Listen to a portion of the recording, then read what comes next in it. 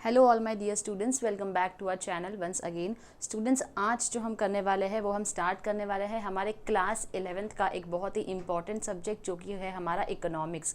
अब इकोनॉमिक्स जो है ऐसा सब्जेक्ट है जो थोड़ा सा प्रैक्टिकल भी होता है, थियोरेटिकल भी होता है, लेकिन कहीं ना कहीं एक थोड़ा सा टेक्निकल सब्जेक्ट होता है, क्योंकि इसके अंदर जिसने जैसी जो थियोरी दी है, जो मॉडल दिया है, आप उसमें कुछ भी चेंज करके अपने हिसाब से आंसर नहीं लिख सकते हो। तो थोड़ा सा ये टेक्निकल सब्जेक्ट होता है, इसीलिए हम जो है कोशिश करेंगे इसको जितना आसान हो सके उतना सिंप्लीफाई करके आपके सामने प्रेजेंट करें। ओके, तो हमारा आज का जो टॉपिक होगा वो हमारा होगा चैप्टर 1, जो कि बेसिक कंसेप्ट्स इकोनॉमिक्स के अंदर होता है, वो हम करने वाले हैं।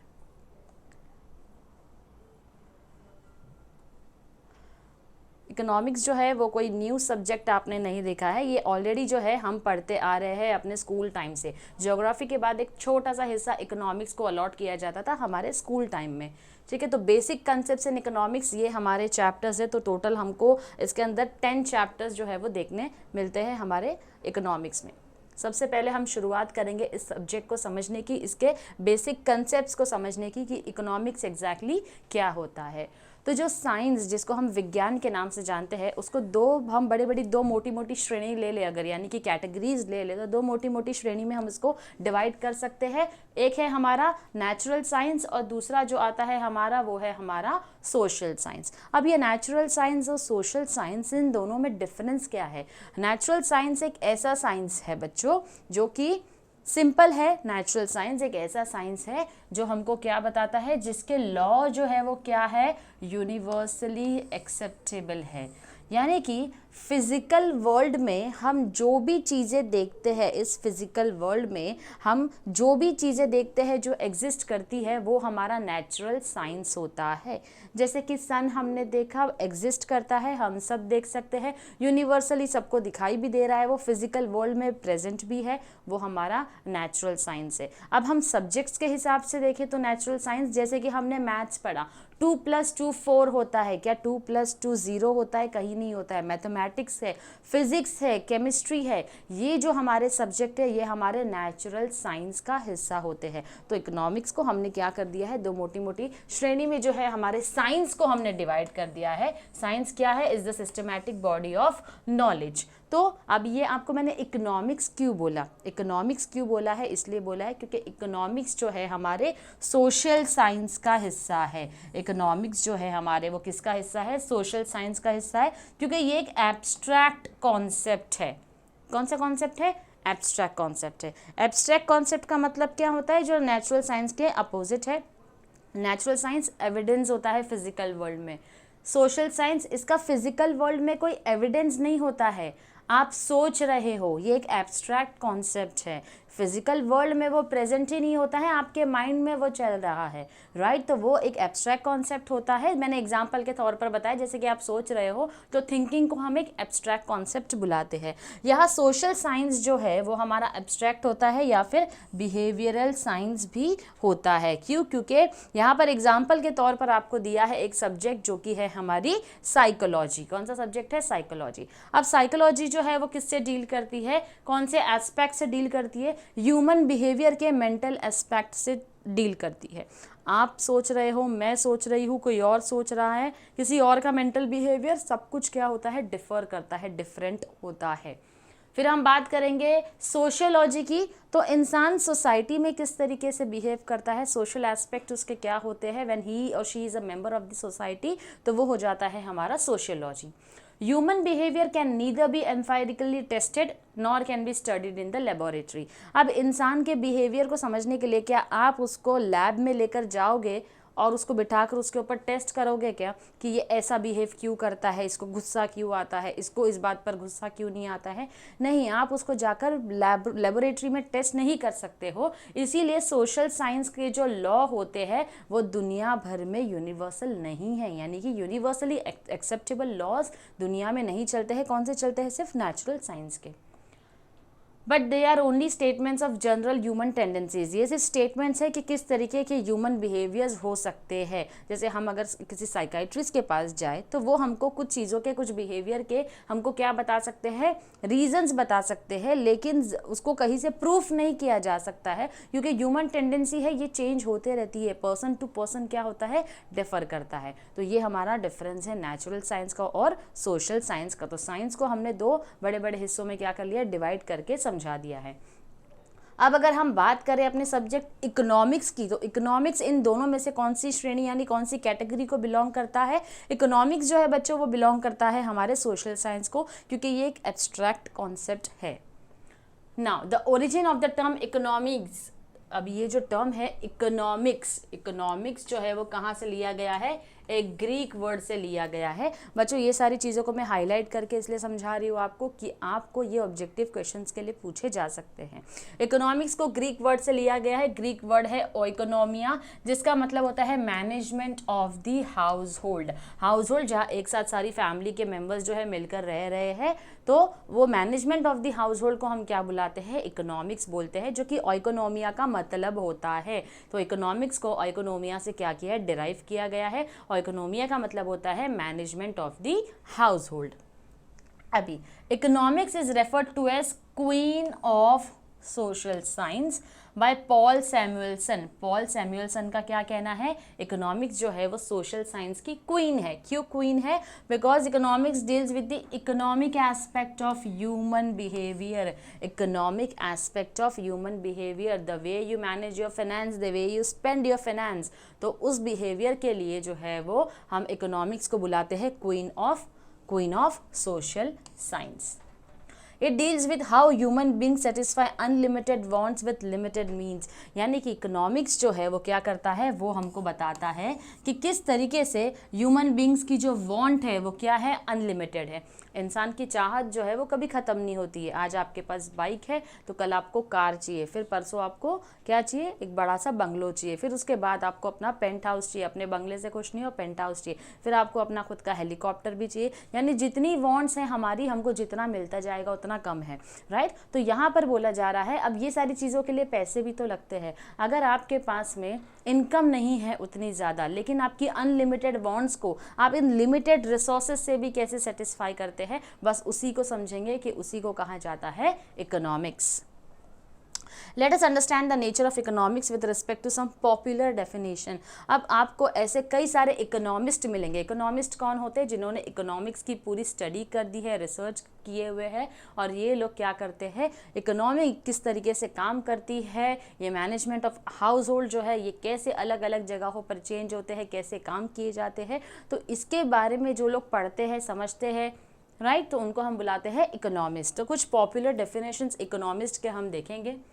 उसके पहले हम समझेंगे टाइप्स ऑफ इकोनॉमिक सिस्टम। ये हमने स्कूल में पढ़ा था, हम सबको पता है। इकोनॉमिक सिस्टम, हर कंट्री में अलग अलग इकोनॉमिक सिस्टम चलता है। कहीं पर कैपिटलिज्म होता है, कहीं पर सोशलिज्म होता है, कहीं पर मिक्स्ड इकोनॉमी है। हमारी कंट्री जो है वो क्या है? डेमोक्रेटिक है, इसलिए यहाँ पर मिक्स्ड इकोनॉमी जो है वो चलती है। अभी कौटिल्याज व्यूज ऑन इकोनॉमिक्स। अब ये कौटिल्य कौन है? ये जो है हमने इनका नाम सुना है कई बार, जिनको बुलाया जाता है चाणक्य। चाणक्य यानी कि सबसे ज़्यादा स्मार्ट, सबसे ज़्यादा इंटेलिजेंट इंसान थे, जिन्होंने इकोनॉमिक्स को आसान से शब्दों में क्या किया है? हमको समझाया है। अब इकोनॉमिक्स को अगर हम हिंदी में पढ़ें, या जो स्टूडेंट्स वर्नाक्युलर मीडियम से होंगे उनको अच्छे से पता होगा इकोनॉमिक्स यानी कि हम अर्थशास्त्र करके इस सब्जेक्ट को जानते हैं। अर्थशास्त्र तो अर्थशास्त्र पर हमारे जो चाणक्य जी है, जिनको कौटिल्य भी बुलाया जाता है, तो इन्होंने अपने व्यू पॉइंट दिया है। इन्होंने एक पूरी बुक लिखी है, अर्थशास्त्र उसका नाम है, जो कि पॉलिटिकल इकोनॉमिक्स को बहुत ही क्लियर तरीके से समझाती है। तो जिसको भी इकोनॉमिक को समझने में बहुत ज़्यादा इंटरेस्ट होगा वो चाणक्य जी की बुक जो है वो रेफर कर सकता है। Now coming back to the point, अब अर्थशास्त्र का मतलब क्या होता है? अर्थ का मतलब होता है वेल्थ, अर्थ का मतलब होता है वेल्थ, और शास्त्र का मतलब होता है साइंस यानी कि विज्ञान। वेल्थ, विज्ञान, अब दोनों को जब हम मिला देते हैं तो हम बोलते हैं क्या? विज्ञान, वो वाला विज्ञान जो कि इस वेल्थ को मैनेज करने के लिए काम आता है, उसको अक्वायर का मतलब होता है टू गेट। किस तरीके से पैसा आ सकता है और किस तरीके से उसको मैनेज किया जा सकता है, उसी को हम बुलाते हैं अर्थशास्त्र।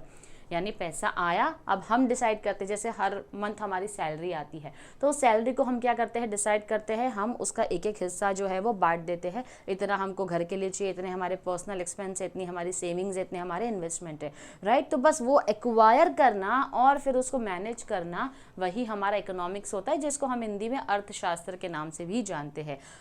Essentially Arthashastra is a treatise on political economy. Political economy treatise का मतलब होता है it is a written book, यानी कि लिखी गई है एक बुक अर्थशास्त्र नाम की, जो कि पॉलिटिकल इकोनॉमी को डिटेल में समझाती है, पॉलिटिकल इकोनॉमी को डिटेल में समझाती है। वो बुक का नाम क्या है, वो बुक का नाम है अर्थशास्त्र। किसने लिखा है, कौटिल्य, या फिर आप चाणक्य भी बोलेंगे तो दोनों ही सही है। अभी चाणक्य या फिर कौटिल्यस का व्यू क्या था, किसके ऊपर, इकोनॉमिक्स से रिलेटेड इनके क्या व्यू पॉइंट रहे हैं। Crucial role of the state और गवर्नमेंट, यानी कि यहाँ पर किसका रोल सबसे ज़्यादा महत्व होता है, स्टेट, या फिर हम उसको गवर्नमेंट बुलाते हैं, तो गवर्नमेंट का बहुत ही इंपॉर्टेंट रोल प्ले होता है, कहाँ पर, इकोनॉमिक्स में। नेक्स्ट है focus on creation of wealth as the means to ensure welfare of the state. अगर अपने राज्य की भलाई चाहते हो तो बहुत ज़रूरी है कि वेल्थ को किस तरीके से आप क्रिएट कर सकते हो, किस पर फोकस होगा। राज्य को चलाने के लिए हमको पैसों की ज़रूरत है, तो पैसों को क्रिएट करना पड़ेगा, किस तरीके से लाया जा सकता है। नेक्स्ट आता है need for efficient administrative machinery for good governance, यानी कि यहाँ पर एडमिनिस्ट्रेटिव मशीनरी यानी कि अच्छे गवर्नमेंट सिस्टम की हम यहाँ पर क्या कर रहे हैं, बात कर रहे हैं, जिसका होना बहुत ही ज़रूरी है एक इकोनॉमी को रन करने के लिए। Compilation of political ideas into अर्थशास्त्र, किस तरीके से हम इस पॉलिटिकल आइडियाज़ को अर्थशास्त्र के साथ क्या कर सकते हैं, मिला जुला कर काम कर सकते हैं। तो ये 4 इंपॉर्टेंट व्यू पॉइंट है जो कि कौटिल्य ने हमको दी है, अर्थशास्त्र के ऊपर दिए हैं। कौटिल्य जो है ग्रेट स्टेटमेंट फिलोसोफर इकोनॉमिस्ट रह चुके हैं, रॉयल एडवाइज़र रह चुके हैं। मौर्य पीरियड में राजा महाराजाओं को जब इकोनॉमिक डिसीजंस लेने होते थे तो वो कौटिल्य के व्यूज़ ही लिया करते थे। He is also known by the name Chanakya और विष्णुगुप्ता। तो विष्णुगुप्ता, चाणक्य, कौटिल्य, तीनों नाम एक ही इंसान के हैं। Kautilya author the ancient Indian political treatise the Arthashastra, यानी अर्थशास्त्र किसने लिखा है, कौटिल्य ने ही लिखा है। अभी कुछ फेमस इकोनॉमिस्ट हैं जिन्होंने डेफिनेशन दिए हैं इकोनॉमिक्स के। सबसे पहले है हमारे एडम स्मिथ, ये नाम आपको याद रखना है, इसके बाद भी जितने नाम आएंगे आपको याद रखना है। हर किसी ने अपने अपने डेफिनेशंस जो है वो दिए हैं, तो आपको उनको नाम के साथ क्या करना है, याद रखना है, क्योंकि एग्जाम में पूछा जा सकता है कि आपको एडम स्मिथ का जो डेफिनेशन है इकोनॉमिक्स का वो आपको देना है, तो आपको नाम के साथ डेफिनेशन याद होना बच्चों बहुत ही ज़रूरी है। Now Adam Smith wealth oriented definition of economics, wealth oriented definition दिया इकोनॉमिक्स का इन्होंने। Classical economist Adam Smith, classical economist. अब ये जो वर्ड है क्लासिकल, इसका मतलब क्या होता है, क्लासिकल का मतलब होता है वो इकोनॉमिस्ट जिन्होंने 18th या 19th सेंचुरी के अंदर, कौन सी सेंचुरी के अंदर, 18th या 19th सेंचुरी के अंदर क्या किया था, आपने इकोनॉमिक स्टडी रिसर्च की थी, आपने व्यू पॉइंट को बताया था, तो उस समय की बात यहाँ पर चल रही है। Classical economist Adam Smith also regarded as the father of economics, तो father of economics Adam Smith को बुलाया जाता है। Has given the wealth oriented definition of economics, जिन्होंने इकोनॉमिक्स का वेल्थ ओरिएंटेड डेफिनेशन बताया है। Out of his many literary contributions to economics, economics में उन्होंने बहुत सारे राइटिंग कॉन्ट्रीब्यूशन दिए हैं, लेकिन उसी के साथ साथ उन्होंने डेफिनेशन भी दिया है। He is most famous for his 1776 piece of work, यानी कि सबसे ज़्यादा फेमस रहे हैं अपने एक काम में जिसको बुलाया जाता है 1776 के पीस ऑफ वर्क जो उन्होंने प्रेजेंट किया था, यानी इस सदी में जो उन्होंने प्रेजेंट किया था उसके लिए बहुत ही वेल नोन है। एंड इस ईयर में जो उन्होंने दिया था काम, an inquiry into the nature and causes of wealth of nations, तो ये उन्होंने जो काम किया था बेसिकली उसके ऊपर क्या है वो सबसे ज़्यादा फेमस जिसके लिए जाने जाते हैं। एडम स्मिथ ने इकोनॉमिक को डिफाइन किया है अ साइंस ऑफ वेल्थ, किसका भंडार है हमारे पास, साइंस यानी विज्ञान है, किसका, वेल्थ का, तो उसको हम बुलाते हैं, क्या बुलाते हैं, इकोनॉमिक्स जो है वो बुलाते हैं। नाउ की point of Adam Smiths definition, अब ये जो उन्होंने सिंपल सा डेफिनेशन दिया इकोनॉमिक्स का, और साइंस ऑफ वेल्थ की बात यहाँ पर चल रही है, साइंस ऑफ वेल्थ है, तो इस डेफिनेशन के कुछ उन्होंने इंपॉर्टेंट की पॉइंट्स जो है वो हमको जानने हैं। सबसे पहला है लेसिस फेयर पॉलिसी, जहाँ पर गवर्नमेंट का इंटरवेंशन नहीं होगा, इंटरवेंशन यानी कि नो इंटरफियरेंस, गवर्नमेंट यहाँ पर इंटरफियर नहीं करेगी इकोनॉमिक सिस्टम के अंदर। सेकेंड है कैपिटल और वेल्थ एक्यूमुलेशन, किस किस तरीके से पैसे हम कलेक्ट करके उसको जमा कर सकते हैं, वेल्थ एक्यूमुलेट कर सकते हैं। Nature's law in economic affairs, यानी कि नेचुरल लॉ जो है वो इकोनॉमिक अफेयर्स के काम पे, यानी इकोनॉमिक जो हमारे डीलिंग्स है with related to the nation, उसमें नेचर लॉ जो है वो क्या होना चाहिए, इंप्लीमेंट होना चाहिए। Next is division of labour as an aspect of growth theory. Division of labour बहुत ही ज़रूरी है, काम को आपको बांटना है, जो भी काम है आप उसको डिवाइड करके करेंगे। कोई भी काम आप अकेले एक ही इंसान नहीं कर रहा है, काम को क्या किया जाएगा, डिवाइड किया जाएगा। तो गवर्नमेंट इंटरफेरेंस नहीं होगा, कैपिटल और वेल्थ एक्यूमुलेशन होगा, उसी के साथ साथ नेचर लॉ को फॉलो किया जाएगा और डिवीजन ऑफ लेबर भी होना ज़रूरी है, जहाँ पर आप क्या कर रहे हैं, आप काम जो है वो उसको बांट रहे हैं।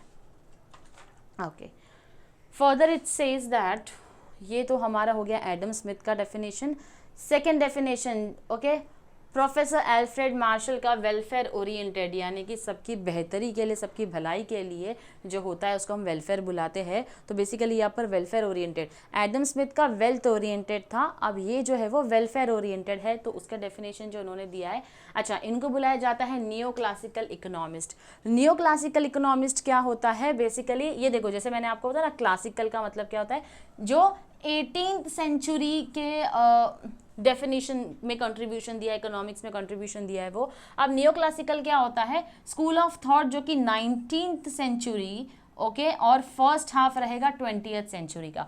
19th सेंचुरी हुआ, उसके एंड के बाद आकर 20th सेंचुरी का फर्स्ट हाफ जिसने काम किया है वो होते हैं हमारे neo classical school of thought. अब ये जो स्कूल ऑफ थॉट है, इसका मतलब क्या होता है, स्कूल ऑफ थॉट मतलब एक ग्रुप ऑफ इकोनॉमिक थिंकर्स है जो कि क्या करते हैं, सिमिलर है, यानी कि एक वक्त पर कैसे इकोनॉमी काम करती है, फंक्शन करती है, उसकी पढ़ाई करते हैं, उसके बारे में जांच पड़ताल करते हैं, बेसिकली रिसर्च करते हैं, तो वो स्कूल ऑफ थॉट बुलाया जाता है उसको। ओके, तो यहाँ पर आप ये नहीं बोलोगे स्कूल ऑफ थॉट करके कोई स्कूल है, बेसिकली ये ग्रुप ऑफ इकोनॉमिक थिंकर्स होते हैं जो कि इकोनॉमी कैसे काम करती है सिमिलर वे में सोचते हैं, तो उसको हम बुलाते हैं स्कूल ऑफ थॉट। ओके, तो नियो क्लासिकल हमको समझ में आ गया। अब एल्फ्रेड मार्शल जो है वो हमारे नियो क्लासिकल इकोनॉमिस्ट है, जिन्होंने अपनी बुक लिखी थी principle of economics in the year 1890, और उनका जो डेफिनेशन है इकोनॉमिक्स का वो क्या बोलता है, उनका डेफिनेशन जो है इकोनॉमिक्स का वो बोलता है, economics is a study of Mankind in the ordinary business of life. यानी इकोनॉमिक्स क्या है, एक स्टडी है किसका, मैनकाइंड का, इन दी ऑर्डिनरी बिजनेस ऑफ लाइफ, जो रोज़मर्रा की ज़िंदगी हमारी चल रही है उसके बारे में बात करें, लेकिन with reference to business. It examines that part of individual and social action which is closely connected with the attainment and use of material requisites of well-being। तो यहाँ पर ये बोलना चाहते हैं, ये चीज़ क्या एग्जामिन करती है, क्या स्टडी करती है कि part of individual and social action, individual action और उसके साथ साथ जब वो सोसाइटी में रहता है तो वो action which is closely connected with the attainment, यानी कि achievement and use of material requisites, material requirement of wellbeing, जो हमारी ज़रूरत की चीज़ें हैं। तो यहाँ पर बिजनेस लाइफ की क्या चल रही है, बात चल रही है, जो हमारी ज़रूरत की चीज़ें हैं हम उससे रिलेटेड यहाँ पर बात कर रहे हैं। अगेन इकोनॉमी क्या है, स्टडी है किसका, मैनकाइंड का, in the ordinary business of life, यानी ज़िंदगी की, रोज़मर्रा की ज़िंदगी की हम यहाँ पर बात कर रहे हैं, जो कि स्टडी करता है इंडिविजुअल को, सोशल एक्शन को, उसी के साथ साथ क्लोजली कनेक्टेड है विद द अटेनमेंट, यानी कि अचीवमेंट, अचीवमेंट के साथ में, and use of material requisites, यानी कि जो मटेरियल रिक्वायरमेंट है, मटेरियल वर्ल्ड की हमारी रिक्वायरमेंट है हमारी ही भलाई के लिए, तो वो हो जाता है हमारा डेफिनेशन जो कि एल्फ्रेड मार्शल ने दिया है। डेफिनेशन थोड़ा बहुत घुमा फिरा के है, इसको आपको समझने की बहुत ज़्यादा ज़रूरत है। नाउ की पॉइंट्स ऑफ मार्शल डेफिनेशन। अब मार्शल के डेफिनेशन में इंपॉर्टेंट चीज़ क्या है, तो इन्होंने स्टडी की है किसकी, ऑर्डिनरी मैन की, एक साधारण से इंसान की बात चल रही है, कोई रिच क्लास, कोई क्लास को डिवाइड नहीं किया है, एक ऑर्डिनरी मैन की यहाँ बात चल रही है। बिहेवियरल साइंस है जो हमने पढ़ा है, बिकॉज यहाँ पर ह्यूमन बीइंग के सोशल एक्शन की बात चल रही है, तो अगेन सोशल साइंस का कॉन्सेप्ट आ जाता है यहाँ पर। स्टडी ऑफ मटेरियल वेलफेयर की बात चल रही है, जो मटेरियल चीज़ें हैं हम उसकी बात कर रहे हैं। और economics is not simply a study of wealth, और ये सिर्फ और सिर्फ वेल्थ की पढ़ाई बिल्कुल भी नहीं है। तो ये इंपॉर्टेंट 4 की पॉइंट्स है जो हमको एल्फ्रेड मार्शल के डेफिनेशन से मिलते हैं। Okay, further it says third definition जो हमको मिला है वो मिला है लियोनेल रॉबिन्स के स्कैरसिटी ओरिएंटेड डेफिनेशन, जो कि इकोनॉमिक्स का है। इनका डेफिनेशन जो है वो हमको बताता है this is the most popular definition of economics, यानी इकोनॉमिक्स का सबसे ज़्यादा फेमस डेफिनेशन जो है वो हमको इनसे मिला है। किनसे? लियोनेल रॉबिन्स से मिला है।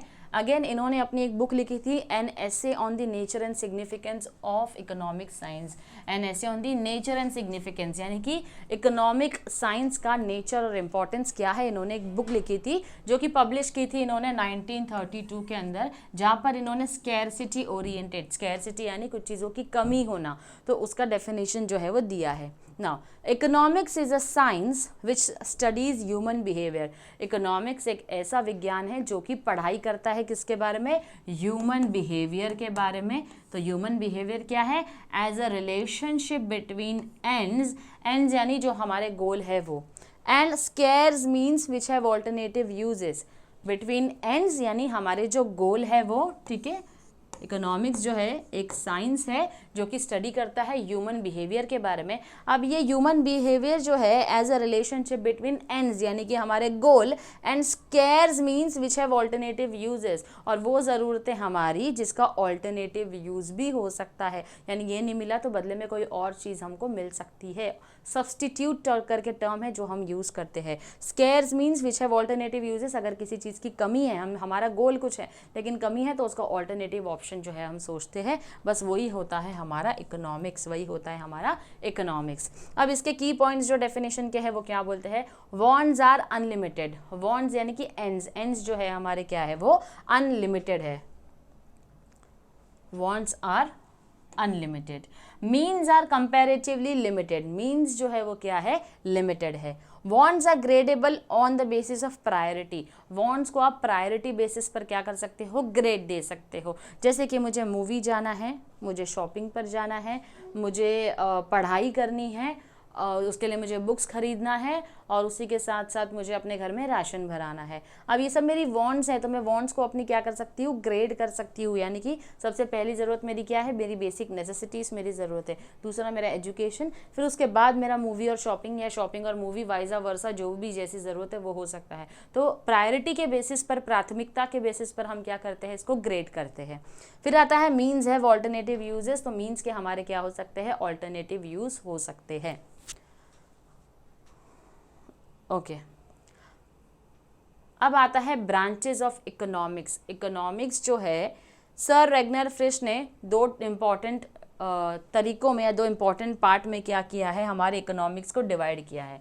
कौन से ईयर में किया है? 1933 में। क्या किया है इन्होंने? Coin the terms micro economics and macro economics, यानी कि हमारे इस इकोनॉमिक्स को दो हिस्सों में, दो कैटेगरी में डिवाइड कर लिया है, माइक्रो और मैक्रो में। अब ये दोनों ही टर्म ग्रीक वर्ड्स माइक्रोस यानी कि MIKROS से माइक्रो इकोनॉमिक्स लिया गया है, और MAKROS से मैक्रो इकोनॉमिक्स जो है वो लिया गया है। अब माइक्रो का मतलब हम सब जानते हैं स्मॉल होता है, राइट? माइक्रो का मतलब क्या होता है? स्मॉल यानी कि छोटा। Now micro economics deals with the behaviour of individual variable such as household, worker, firm, industry etcetera. यानी माइक्रो इकोनॉमिक्स जो है वो किससे डील करता है? बहुत ही इंडिविजुअल लेवल पर इंडिविजुअल वेरिएबल से डील करता है, जैसे individual firm, individual household, individual consumer हो सकता है, पर्टिकुलर प्रोडक्ट का प्राइस हो सकता है। तो ये हमारा माइक्रो लेवल के ऊपर स्टडी जो होता है वो होता है हमारा माइक्रो इकोनॉमिक्स। अब माइक्रो इकोनॉमिक्स का डेफिनेशन जो केनेथ बोल्डिंग ने दिया है अपने माइक्रो इकोनॉमिक्स का डेफिनेशन, वो है micro economics is the study of particular firm, यानी एक फर्म की पढ़ाई कर रहे हैं हम, एक हाउस होल्ड की पढ़ाई कर रहे हैं, स्टडी कर रहे हैं हम, इंडिविजुअल प्राइस की पढ़ाई कर रहे हैं, वेजेस की पढ़ाई कर रहे हैं, इंडिविजुअल इनकम की स्टडी कर रहे हैं, एक इंडिविजुअल के इनकम की स्टडी, एक इंडिविजुअल के वेज की स्टडी चल रही है, इंडिविजुअल इंडस्ट्री की स्टडी चल रही है, या किसी भी इंडिविजुअल कमोडिटी की यहाँ पर स्टडी चल रही है। तो यहाँ पर इंडिविजुअल लेवल पर जो आप स्टडी करते हो, बहुत ही स्मॉल लेवल पर करते हो, वो हो जाता है हमारा माइक्रो इकोनॉमिक्स।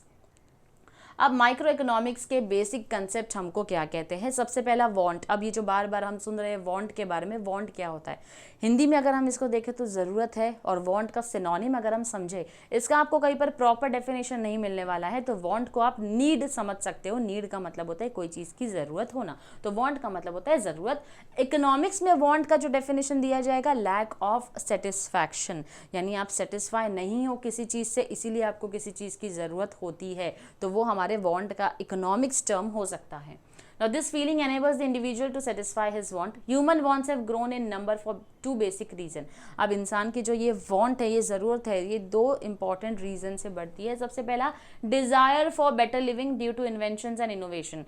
जैसे नए नए invention, नई नई चीज़ें आ रही, innovation आ रहा है, तो हमारी desire जो है वो बढ़ती है, कोई चीज़ को खरीदने की इच्छा जो है वो होती है। राइज इन पॉपुलेशन, या तो पॉपुलेशन बढ़ते जा रहा है तो इसकी वजह से भी हमारी ज़रूरतें जो है वो बढ़ती है। तो ये दो रीज़न है जिसकी वजह से हमारी वांट्स बढ़ती है। अब वांट्स के कुछ फीचर्स हैं जो कि हम देखेंगे। सबसे पहला है wants are unlimited. Human wants क्या है? अनलिमिटेड। हमारी जो ज़रूरत है, हमको जो कोई किसी चीज़ की नीड है तो वो कभी ख़त्म नहीं होती है। जैसे एक मिला हमको कुछ दूसरा चाहिए, तो अनएंडिंग वांट्स है हमारी। If one want gets satisfied, another arises. Wants go on multiplying in number. जैसे ही एक want satisfy हो जाती है, मुझे दूसरी want की ज़रूरत पता चलती है, फिर तीसरी, फिर चौथी, तो ऐसे करके मेरी want जो है वो हमेशा satisfy ही नहीं होती है, वो हमेशा unending रहती है।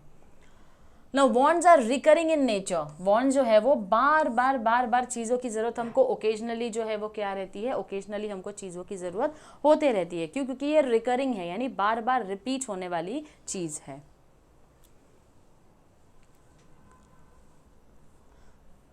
Okay, then it says want differs with age. अब वांट जो है वो एज के हिसाब से क्या होती है? चेंज होती है। देखो एज के हिसाब से अगर हम देखें तो एक किड की वांट क्या होगी? राइट, एक किड की वांट होगी, मे बी उसको टॉयज चाहिए खेलने के लिए। एक यंगस्टर जो है उसकी वांट क्या है कि उसको बाइक चाहिए। जो ओल्ड एज में है उनकी वांट अपने एज के हिसाब से अलग होगी। तो तीनों ही लाइफ का फेज हमको देखने मिलता है। तो लाइफ में हमारी एज के हिसाब से हमारी ज़रूरतें जो है वो क्या होती है? बदलती है। Then wants differ with gender. अब जेंडर के हिसाब से भी हमारी वॉन्ट जो है वो चेंज होते रहती है, यानी कि मेल और फीमेल ये दोनों की वॉन्ट, क्योंकि जेंडर अलग है तो गुड्स और सर्विसेज की नीड भी क्या होती है? इनके लिए अलग होती है। Now wants differ due to preferences. Preferences हर एक इंसान का टेस्ट, हैबिट, आदतें अलग होती है, प्रेफरेंसेस अलग होता है। कुछ होते हैं जो ब्रांडेड क्लोथ्स प्रेफर करते हैं और कुछ होते हैं जो चीप क्लोथ्स भी प्रेफर करते हैं। तो ये हर किसी का टेस्ट और प्रेफरेंस होता है। तो ज़रूरतें जो है वो टेस्ट और हैबिट और प्रेफरेंस के हिसाब से क्या होती हैं? बदलती है। ना वॉन्ट्स डिफर विथ सीजन्स। अब सीजन के हिसाब से भी वॉन्ट जो है वो क्या होगी? चेंज होते जाएगी। जैसे जैसे सीजन चेंज होता है तो आपकी वॉन्ट चेंज होगी। जैसे रेनी सीजन आ गया तो आपकी वॉन्ट जो रेनी सीजन के लिए है वो अभी अम्ब्रेला की है या रेनकोट की है या विंड शीटर की है। तो ये आपकी वॉन्ट समर के अपने विंटर या फिर रेनी सीजन या फिर समर सीजन, इसके हिसाब से क्या होती है? चेंज होती है। Then want differs due to culture. अब कल्चर का भी इन्फ्लुएंस हमारे ऊपर होता है। जैसे हमारा फूड हो गया, हमारा लाइफस्टाइल हो गया। तो एक कल्चर जो आप एक कम्युनिटी को बिलोंग करते हो, एक कल्चर को आप रिप्रेजेंट करते हो, तो उस कल्चर के हिसाब से आपका वॉन्ट जो होता है वो भी क्या होता है? दूसरे इंसान से अलग होता है। Next we have is classification of wants. अब इस वॉन्ट को हम कैसे क्लासीफाई यानी कि कैसे हम डिवाइड कर सकते हैं? सबसे पहला है economic and non economic wants. Economic यानी कि इन टर्म्स ऑफ मनी बात कर रहे हैं हम, नॉन इकोनॉमिक जहाँ पर पैसा इन्वॉल्व नहीं होता है। इकोनॉमिक वॉन्ट्स वो वॉन्ट होते हैं जहाँ पर मॉनेटरी ट्रांजैक्शन होता है, जहाँ पैसा इन्वॉल्व होता है। इंडिविजुअल हैज़ टू पे द प्राइस फॉर देम, यानी कि ये वो ज़रूरतें हैं जिसके लिए हमको क्या करना पड़ता है? पैसे पे करने पड़ते हैं। जैसे फूड हो गया, मेडिसिन हो गया, इसके अलावा भी अगर कोई और चीज़ आप खरीदते हो आपको उसके लिए पैसे देने हैं। नॉन इकोनॉमिक वॉन्ट्स क्या होते हैं? यानी कि वो चीज़ें जिसकी हमको ज़रूरत तो है लेकिन हम उसके लिए पैसा पे नहीं करने वाले हैं। जैसे ब्रीथ करने के लिए हमको ऑक्सीजन चाहिए, हमको एयर की ज़रूरत है, राइट? तो उसके लिए हम पैसे पे नहीं कर रहे। हमको रोशनी की ज़रूरत है, सनशाइन की ज़रूरत है, उसके लिए हम पैसे नहीं पे कर रहे, लेकिन हमको उसकी ज़रूरत है, तो वो हो जाता है हमारा non economic wants. Economic wants जहाँ पैसे इन्वॉल्व होते हैं, नॉन इकोनॉमिक जहाँ पैसे इन्वॉल्व नहीं होते। नेक्स्ट है मेरा individual wants and collective wants. Individual wants एक सिंगल इंसान की वॉन्ट होती है। कलेक्टिव वॉन्ट्स जो है हमारा विद रेफरेंस टू ग्रुप होता है। पर्सनल और individual wants refer to those wants which are satisfied at the individual level, जो इंडिविजुअल लेवल पर ही सेटिस्फाई हो जाती है। जैसे कि आप किसी डॉक्टर के पास विजिट करते हो, डॉक्टर जो है अपना स्टेथोस्कोप यूज़ कर रहा है, जज वेयरिंग हिज कोट, तो ये क्या होती है? हमारी इंडिविजुअल या पर्सनल वॉन्ट होती है। डॉक्टर के पास स्टेथोस्कोप मिलेगा डेफिनेटली, जो जज होगा उसने अपना काला कोट पहना होगा, तो ये इंडिविजुअल वॉन्ट है। Collective wants are social wants where there is collective satisfaction of wants, यहाँ पर सारे लोगों का मिलकर एक कॉमन वांट है। जैसे अगर आप ट्रेन से ट्रैवल करते हो तो ट्रेन में आप इकलौते अकेले नहीं होते हो, बहुत सारे ट्रैवलर्स होते हैं, पैसेंजर्स होते हैं जो आपके साथ ट्रैवल कर रहे हैं। तो ये जो ट्रैवलिंग करते हो ये कलेक्टिव या ग्रुप वांट्स हम इसको बुला सकते हैं। नेक्स्ट आता है हमारा necessities, comforts and luxuries. Necessities are the very basic needs of life, example food, clothing, shelter। Necessities जो हमारी ज़रूरत की चीज़ें हैं, जो ज़रूरी ही है, चाहे पैसे देने पड़े या ना देने पड़े, ज़्यादा देने पड़े कम देने पड़े, हमको इन चीज़ों की ज़रूरत होती है। कंफर्ट वो चीज़ होती है जो कि हमारी लाइफ को कंफर्टेबल बनाती है, जैसे कि हाथ से कपड़े धो रहे हो, तकलीफ है, नहीं हो रहा है, वॉशिंग मशीन ले लिया आपने तो वो आपके कंफर्ट में आ जाता है। प्रेशर कुकर ले लिया, मिक्सर ले लिया आपने, राइट, तो ये आपके कंफर्ट, जिसने आपकी लाइफ को कंफर्टेबल बना दिया। लग्जरी लाइफ जो होती है, जो कि प्लेजर और एन्जॉयमेंट के लिए होती है, जैसे कि एक बहुत बड़ा घर आपने ले लिया, देखो घर तो आप छोटा भी ले सकते हो, राइट, रहने की अगर ज़रूरत पूरी करनी है तो सर पे छत होना ज़रूरी है, लेकिन एक बहुत बड़ा बंगलो या पेंट हाउस ले लिया आपने, तो वेल फर्निश्ड हाउस आपने ले लिया, एसी वाली कार ले लिया आपने, तो ये सारी चीज़ें जो है वो हमारे लग्जूरियस आइटम्स में होती हैं। नेक्स्ट आता है हमारा goods and services. These are popular terms of economics, क्योंकि थ्रू आउट इकोनॉमिक्स आप अपनी लाइफ में जहाँ तक पढ़ने वाले हो, आपको गुड्स एंड सर्विसेज ये दो टर्म जो है वो मिलते ही रहेंगे। Now anything that satisfies human wants is termed as good. कोई भी चीज़ जो एक ह्यूमन वांट को सेटिस्फाई करती है वो क्या होती है? गुड्स, हम जिसको बुलाते हैं। इट हैज़ मटेरियल एग्जिस्टेंस, यानी कि गुड और सर्विसेज में सबसे बड़ा डिफरेंस बच्चों यही है। देखो कई बार हमको सर्विसेज की भी ज़रूरत होती है, ज़रूरी नहीं है आपको गुड की ही ज़रूरत हो। आपकी वांट सर्विस की होगी तो आपको सर्विस भी चाहिए, लेकिन यहाँ पर मटेरियल एग्जिस्टेंस होता है, यानी कि फिजिकल प्रेजेंस होता है। क्या होता है? फिजिकल प्रेजेंस होता है। तो ये जो मोबाइल फ़ोन अगर आप देख रहे हो तो ये मेरी क्या है? गुड है। ये मेरे लिए क्या है? गुड है। क्यों? क्योंकि इसका फिजिकल प्रेजेंस है, आपको दिख रहा है, मुझे दिख रहा है, I can feel it, touch it, I have this in my hand, तो ये हमारा क्या हो जाता है? गुड्स हो जाता है।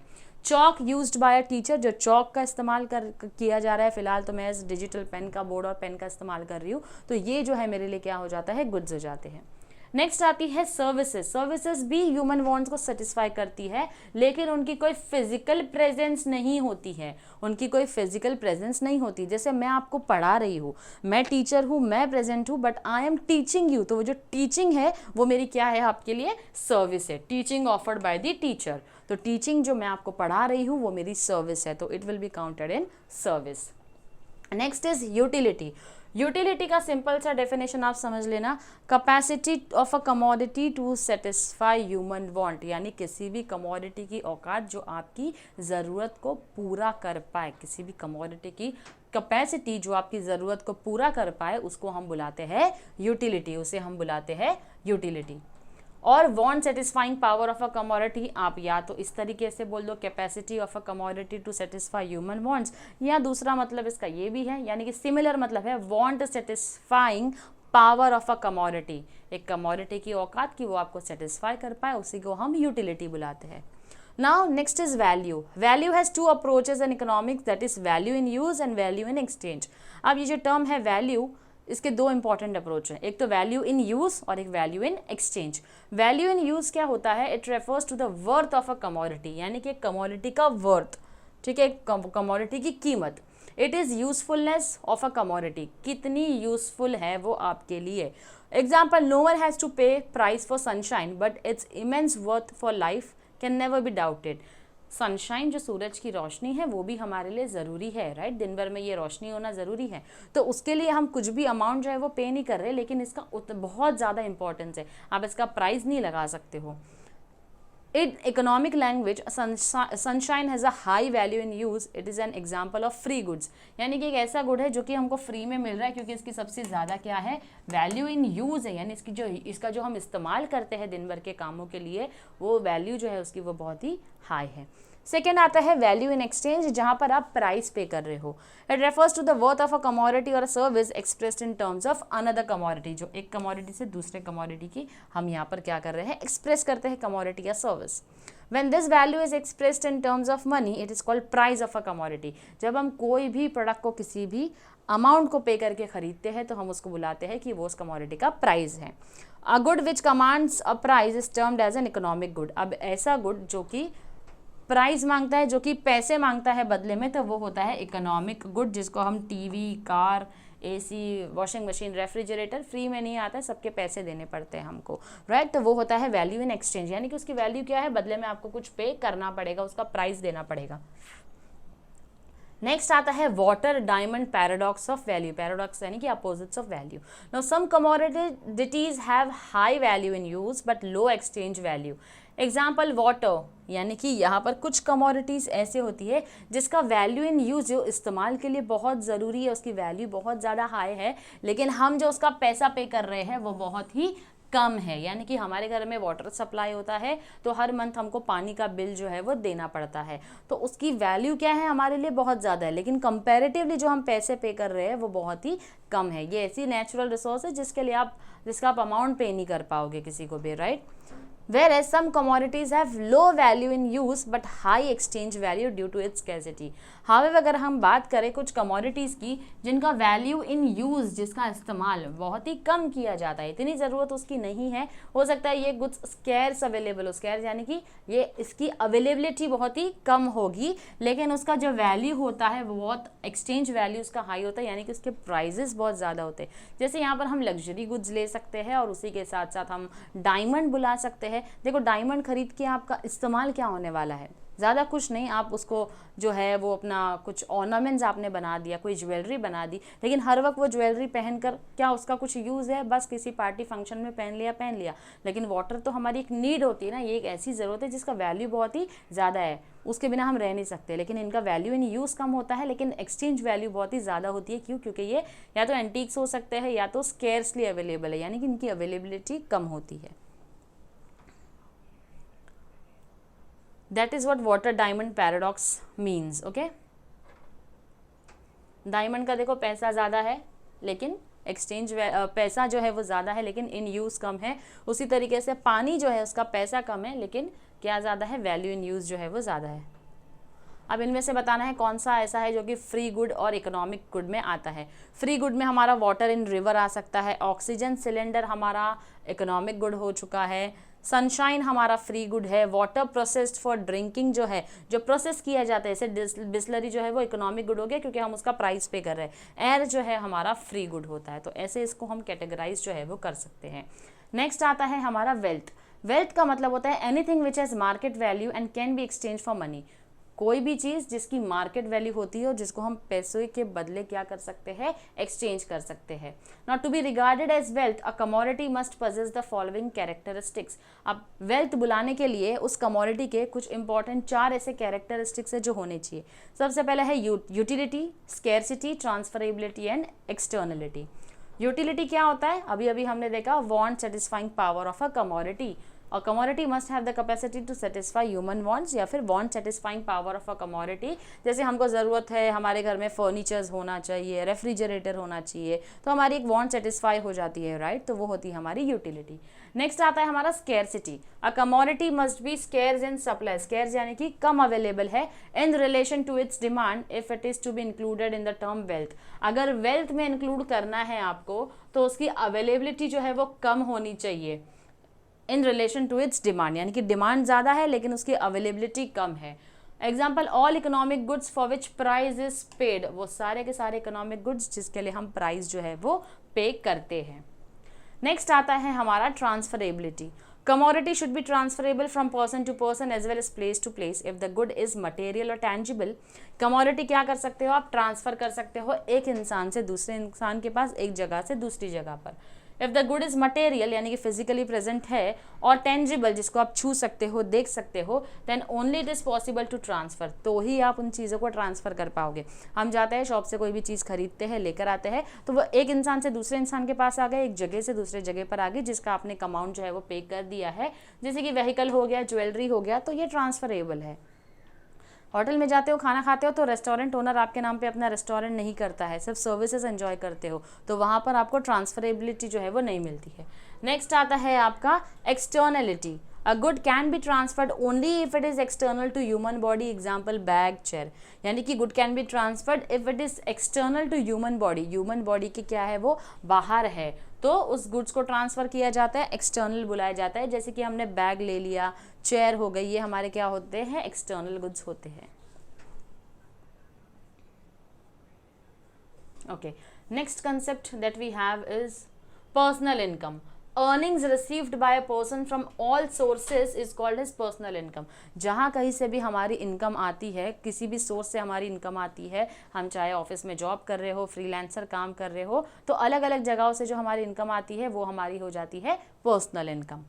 पर्सनल डिस्पोजेबल इनकम क्या होता है? It is that part of personal income which is left over after payment of direct taxes such as income tax, wealth tax. अब आपकी इनकम तो आ गई, लेकिन आने के बाद उसमें से आपने टैक्सेस पे कर दिया, इनकम टैक्स पे किया, वेल्थ टैक्स पे किया, उसके बाद जो आपके पास बच जाता है वो आ जाता है आपका पर्सनल डिस्पोजेबल इनकम, यानी कि विच is left over after payment. Payment कर देने के बाद जो बच जाता है उसको हम बुलाते हैं PDI, which is nothing but personal disposable income. Next concept is economic activity. Now economic activities can be classified into 4 types which include production, distribution, exchange and consumption. यानी किसी भी इकोनॉमी में ये जो 4 इंपॉर्टेंट एक्टिविटी परफॉर्म होती है, क्या है? प्रोडक्शन.